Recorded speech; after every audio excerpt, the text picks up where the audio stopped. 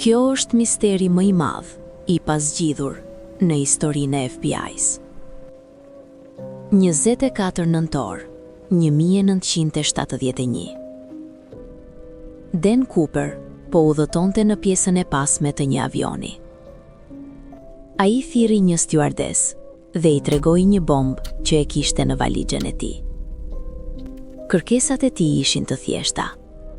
Ai donte $200,000 dhe 4 parashuta. Pas uljes në Seattle, Cooper shkëmbeu 36 pasagerët me parat dhe parashutat. Ai më pas urdhëroi pilotët të fluturonin drejt Reno, Nevada. Gjatë këtij fluturimi, Cooper i tha ekuipazhit të hynte në kabinën e pilotëve dhe të kyçte derën. Pasi ulën në Reno dhe dolën nga kabina e pilotëve, Cooper dhe bomba nuk u gjetën më dhe shkallët ishin lënë të shtrira. Në një moment midis Seattles dhe Renos, Dan Cooper u hodh në errësirën e natës për të mos u parë më kurrë. Ka pasur të dyshuar gjatë viteve, por asnjëri prej tyre nuk rezultoi të ishte Cooper.